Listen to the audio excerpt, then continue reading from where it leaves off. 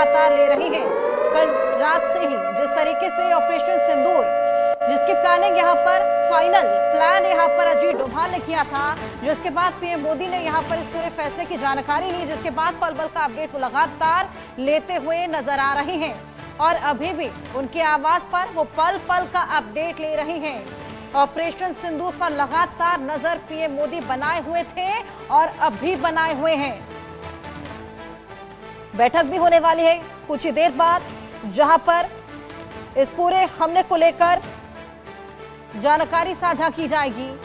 कौन कौन से ठिकाने रहे, किस तरीके से अंजाम दिया गया। आज भी एक बड़ी मीटिंग पीएम मोदी करने वाले हैं। सुबह 11 बजे ये पीएम मोदी मीटिंग करेंगे। विपक्षी दल के नेता जो लगातार मांग कर रहे थे कि बड़ा एक्शन लिया जाए, बड़ा हमला किया जाए, आज भी सीसीएस की एक बेहद बड़ी बैठक, इससे पहले सीसीएस की 2 बड़ी बैठक हो चुकी है। पहली बैठक में वाटर स्ट्राइक यानी कि इंडस वाटर ट्रीटी को रद्द किया गया था। दूसरी बैठक पूरी रणनीति के तहत तमाम लोगों के साथ, दिग्गजों के साथ की गई थी और आज तीसरी सीसीएस की मीटिंग होने वाली है। पीएम मोदी पल पल की अपडेट ले रहे थे और अब भी ले रहे हैं। आवाज पर खासा हलचल। संजय जी उनके आवाज के बाहर से ही हमारे साथ लगातार बने हुए हैं। संजय जी, ऑपरेशन सिंदूर पर लगातार पीएम मोदी नजर बनाए हुए थे। एनएसए अजीत डोभाल जिन्होंने फाइनल जानकारी इस पूरे फैसले की उनको दी थी, जिसके बाद से पल पल का अपडेट लगातार पीएम मोदी कल भी ले रहे थे और अब भी ले रहे हैं। देखिए, ऑपरेशन सिंदूर की जहां पर प्लानिंग हुई है, रणनीति बनी है और जिस रणनीति को अंजाम देने की पूरी तरह से लाइव टेलीकास्ट देखा है, ये वही जगह है। प्रधानमंत्री निवास आप देख सकते हैं, 7 लोक कल्याण मार्ग, ये वही जगह है जहां पर कि पहलगाम हमले का जवाब देने के लिए पूरी रणनीति तैयार हुई थी। और रणनीति तैयार होने के बाद में तारीख तय हुई, समय तय हुआ, स्ट्राइक की जगहों का चयन किया गया, स्ट्राइक के टाइम का तय किया गया, किस तरह से स्ट्राइक होगी, कौन करेगा, कैसे करेगा, कौन सा एयरफोर्स का कौन सा विमान करेगा, राफेल करेगा, मिसाइल कौन सी होगी, और उनके सुरक्षित आने तक पूरी तरीके से ऑपरेशन सक्सेस रहा। उसके बावजूद जिस तरह से पाकिस्तान ने रिटेलिएट किया है, उस पर भी लगातार नजरें रखी जा रही है। तो ये वही जगह है, प्रधानमंत्री निवास, जहां पर कि प्रधानमंत्री नरेंद्र मोदी ने जो अपने शब्द कहे थे सीतामढ़ी में, सबसे पहले उन्होंने कहा था कि ऐसे लोग जिन्होंने पहलगाम हमले को अंजाम दिया है उनको मिट्टी में मिला दिया जाएगा। तो मिट्टी में मिला दिया गया और ये पहली कार्रवाई नहीं है ऑपरेशन सिंदूर, लगातार दूसरी बड़ी कार्रवाई है। पहली कार्रवाई वाटर स्ट्राइक के रूप में देखने में सामने आई थी, जब भारत ने सिंधु नदी का पानी रोकने की घोषणा की, चिनाब नदी का पानी रोका, और अब ऑपरेशन सिंदूर डायरेक्ट हमला करके पाकिस्तान के 9 आतंकी ठिकानों को नेस्तनाबूद कर दिया। थोड़ी देर बाद यहाँ पर सीसीएस की बैठक होगी, प्रधानमंत्री नरेंद्र मोदी अपने कैबिनेट कलीग को जानकारी देंगे, इसके बाद कैबिनेट की बैठक भी होगी और लगातार नजरें रख रहे हैं प्रधानमंत्री नरेंद्र मोदी को, पल पल की सूचना दी जा रही है। अजीत डोभाल भी सुबह रात भर से यहीं होने वाली है, मौजूद थे रक्षा मंत्री, जहां पर लोगों को भी इसकी जानकारी दी जाएगी। देखिए, 10 बजे, आज सुबह 10 बजे का वक्त दिया गया है, जब भारतीय सेना की प्रेस कॉन्फ्रेंस होगी, डीजीएमओ की तरफ से प्रेस कॉन्फ्रेंस की जाएगी और उसमें वही जानकारियां दी जाएगी जो भारतीय सेना शेयर करना चाहती है।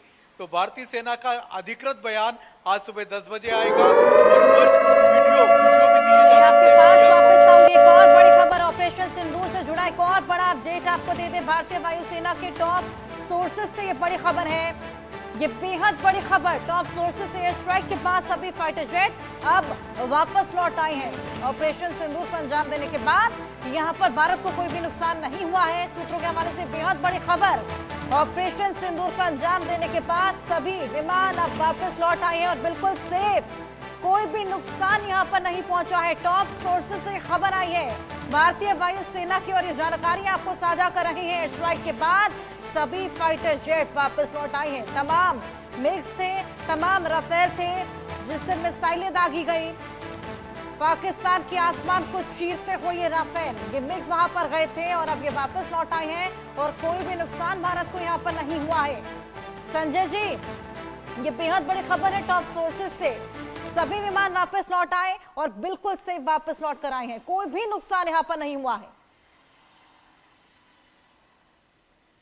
ये सबसे बड़ी कामयाबी है, जिस तरीके से सफलतापूर्वक ऑपरेशन को अंजाम दिया गया।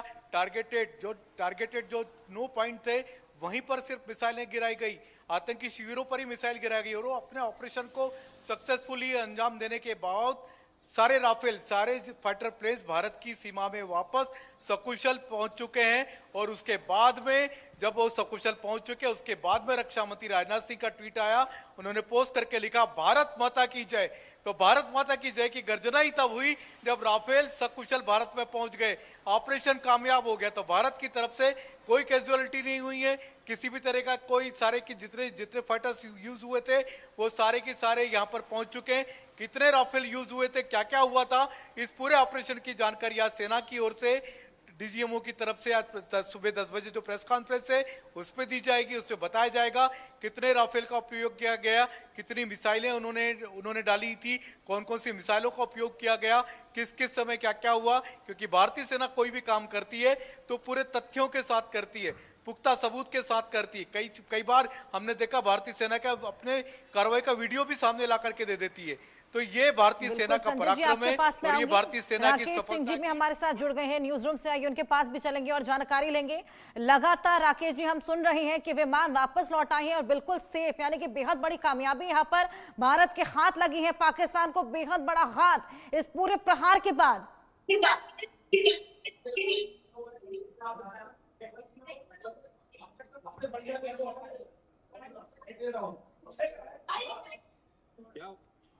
रोशन, राकेश जी आप मुझे सुन पा रहे हैं?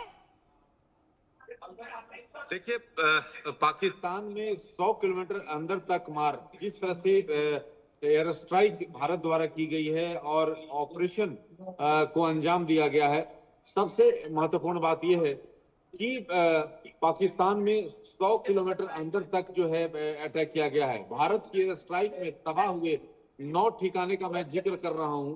और जिस तरह से जो हमारे पास इंडियन एयरफोर्स के टॉप सोर्सेज ने हमें बताया है कि हमारे जो भी विमान है जिन्होंने स्ट्राइक किया है वो सुरक्षित वापस लौटे हैं।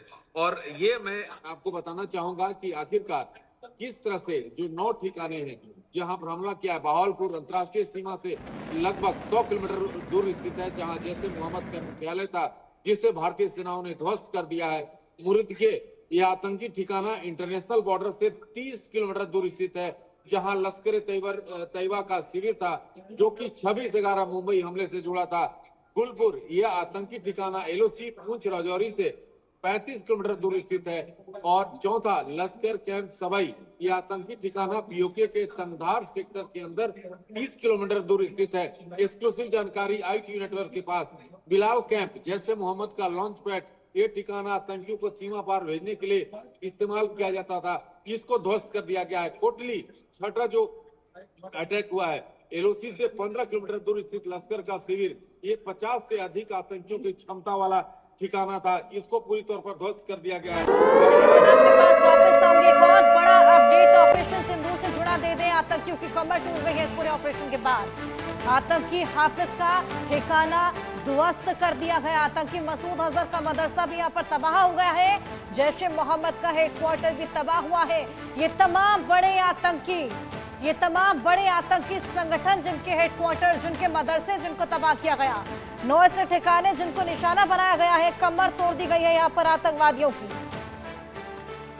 और अब विमानों की वापसी हो चली है, सुरक्षित सभी विमान वापस आ गए हैं। यहाँ पर पाकिस्तान को बेहद बड़ा हाथ पहुंचा है और आतंकियों की कमर यहाँ पर टूट गई है। पहला और दूसरा हमला मुजफ्फराबाद में हुआ, तीसरा बहावलपुर में, चौथा कोटनी में, पांचवा चौखमरू में, छठा गुलपुर में, सातवां भीमभर में, आठवां मुरीदके में और 9वां सियालकोट के पास कैंप में हुआ। और यहाँ पर मसूद अजहर का मदरसा था, जैश ए मोहम्मद का हेडक्वार्टर था। ये तमाम आतंकी संगठनों के ठिकाने थे जिनको यहाँ पर तबाह किया गया है, निशाना बनाया गया है, जिसके बाद बेहद बड़े हाथ इन आतंकियों को जो दुबक कर बैठे थे, लोग छुप कर बैठे हुए थे, लगातार अपने ठिकाने बदल रहे थे, इन सभी की कमर टूटती हुई नजर आई है। तमाम आतंकी इसमें तबाह हुए हैं, तमाम आतंकी जिन्होंने अपनी जान गंवाई है। लगातार अपडेट इसको लेकर मिलता चला जा रहा है। हाफिज सईद का ये मदरसा जिसे तबाह किया गया, और उसी की एक्सक्लूसिव तस्वीर आपकी टीवी स्क्रीन पर है। हाफिज सईद जो लगातार गीदड़ भभकियां दे रहा था, पानी रोकोगे तो सांसें रोक देंगे, पानी रोकोगे तो खून की नदियां बहा देंगे, इस तरह की गीदड़ भभकियां देने के बाद जो लगातार बंकरों में पनाह लिया हुआ था, छुप कर बैठा हुआ था, उसके मदरसे को यहां पर तबाह कर दिया गया। पाकिस्तान जिस हाफिज सईद को लगातार लुकाता छुपाता रहा, उसको सिक्योरिटी प्रोवाइड करता रहा, उसके ठिकाने बदलता रहा, उसके मदरसे को यहां पर मिट्टी में मिला दिया गया है। इसके अलावा मसूद अजहर का भी मदरसा जिसे तबाह किया गया है, जैश ए मोहम्मद का हेडक्वार्टर जिसे तबाह किया गया, 9 ऐसे आतंकी ठिकाने। लेकिन यह महज शुरुआत है। जिस तरीके से आज मॉकड्रिल रखी गई थी, आई वॉच किया गया यहाँ पर पाकिस्तान का, पाकिस्तान जिसके सूचना मंत्री कुछ दिन पहले ही हमले की जानकारी उन्हें कहीं से मिलती है और बोलते हैं 24 घंटे में हमला होने वाला है, तैयारियां पाकिस्तान पूरी कर लेता है, लेकिन उसके बावजूद यहाँ पर ऑपरेशन सिंदूर को रोकने में नाकाम, बुरी तरीके से नाकाम रहा।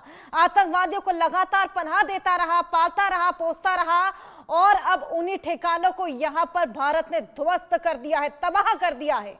ये तमाम तस्वीरें आपके सामने, भारतीय वायुसेना की ये तमाम राफेल, तमाम मिग्स जो कि आसमान को चीरते हुए पाकिस्तान की धरती पर जाकर उन तमाम आतंकी ठिकानों को निशाना बना करके फतेह हासिल करके वापस आ चले हैं। कामयाबी यहाँ पर हाथ लगी है और लोग जैसे जैसे सोकर उठ रहे हैं, जैसे जैसे लोगों को मालूम चल रहा है, लोग यहाँ पर बस यही बोलते नजर आ रहे हैं, भारत जिंदाबाद, जय हिंद और जस्टिस सर्व।